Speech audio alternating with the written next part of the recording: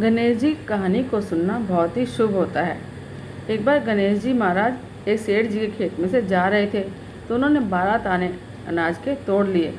फिर गणेश जी के मन में आया कि मैंने तो सेठ जी के यहाँ चोरी कर ली।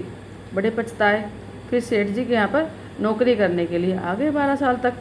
एक दिन सेठानी राख से हाथ धोने लगी तो गणेश जी ने सेठानी का हाथ पकड़कर मिट्टी से हाथ धुलवा दिया। अब सेठानी सेठ से बोली, ऐसा क्या नौकर रखा है? नौकर होकर उसने मेरा हाथ पकड़ लिया। सेठ जी ने गणेश जी को बुलाकर पूछा कि तुमने सेठानी का हाथ क्यों पकड़ा? गणेश जी ने बोला कि मैंने तो एक सीख की बात बताई है। राख से हाथ धोने से घर की लक्ष्मी नाराज होकर घर से चली जाती है और मिट्टी से हाथ धोने से घर में लक्ष्मी आती है। अब सेठ जी ने सोचा कि गणेश है तो सच्चा। अब थोड़े दिनों बाद कुंभ का मेला आया। अब सेठ जी ने गणेश से कहा कि सेठानी को कुंभ के मेले में स्नान करा के ले आओ। अब सेठानी किनारे पर बैठकर नहा रही थी तो गणेश जी ने उसका हाथ पकड़कर आगे जाकर डुबकी लगवा दी। अब घर आकर सेठानी ने सेठ से कहा कि गणेश ने तो मेरी लाज भी नहीं रखी, इतने सारे आदमियों के बीच में मुझे घसीट कर पानी में ले गए। तब सेठ जी ने गणेश जी को बुलाया और पूछा कि तुमने ऐसा क्यों किया? तो गणेश जी ने कहा कि सेठानी किनारे पर बैठकर नहा रही थी, वो पानी गंदा था तो मैं आगे अच्छे पानी में डुबकी लगवा कर ले आया। इसके अगले जन्म में बहुत बड़े राजा और राजपाट मिलता है। अब सेठ जी ने सोचा कि गणेश है तो सच्चा। एक दिन घर में पूजा पाठ हो रहा था, हवन हो रहा था।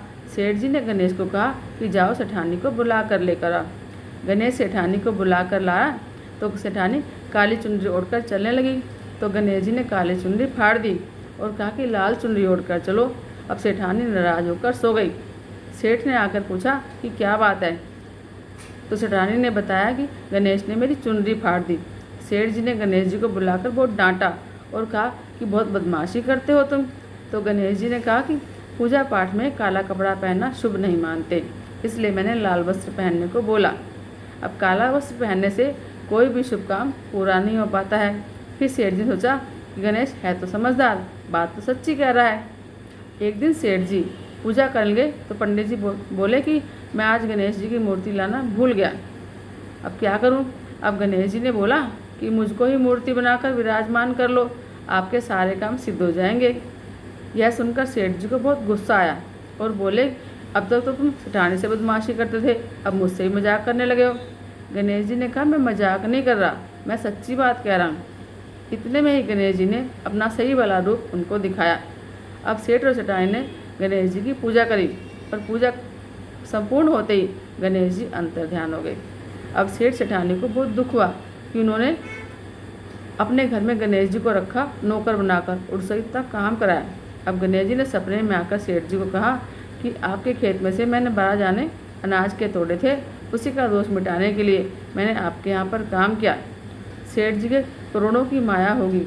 हे गणेश जी महाराज, जय सेठ जी को दिया सबको देना।